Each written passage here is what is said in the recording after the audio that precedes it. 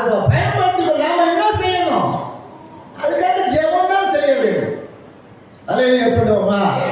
அப்போ நம்ம ஜெபம் செய்யும் பொழுது தேவ சித்தத்தை அறிந்து கொண்டு நாம ஜெபம் பண்ணும் பொழுது தேவன் பரலோகத்திலிருந்து வாசல் வழிகளை திறந்த நன்மைகளை ஆசீர்வாதத்தை திறந்து கொடுப்பா.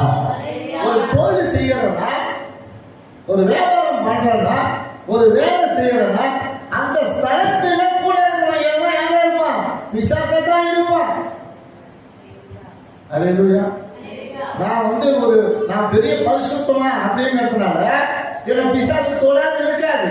நான் பெரிய பரிசுத்தமா இருக்கிறதுனால பாவம் என்ன நெருங்காது இருக்காது. நான் ஜெபிக்கிற ஒரு ஜெப வீரர் அப்படின்னு சொன்னாலும் என்னது பாவம் என்பது அது நம்மள தொடர்ந்து வந்துட்டே இருக்கிறது தான்.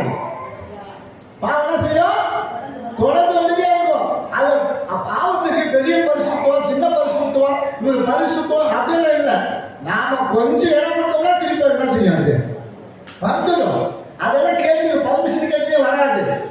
ஆகையினால நாம் எந்த ஒரு காரியத்தை செய்தாலும் நாம் என்ன செய்ய வேண்டும் என்று சொன்னால், முதலாவது எதை பெற்றுக்கொள்ள வேண்டுமோ பெற்றுக்கொள்ள கர்த்தருடைய சமூகத்தில் நாம் என்ன செய்யணும்? பரலோக தேவனை நோக்கி முழங்காலிட்டு நாம் வேண்டுதல் பண்ண வேண்டும். அப்போ ராஜாவை பார்த்து அதன் பிறகு ராஜாவுக்கு சித்தமா இருந்து அடியானுக்கு உங்களுடைய சமூகத்தில் தயை கிடைத்தார். என்ன கேட்கிறாரு? தயை கிடைத்தார். என் பிதாக்களின் கல்லறைகளுக்கும் பட்டணத்திற்கும் அதை கட்டுவதற்கு யூதா தேசத்துக்கு என்ன செய்யும்? அனுப்பும் என்று வேண்டிக் கொண்டான். அவன் சிறையில் இருக்கிறான். அவன் அடிமை.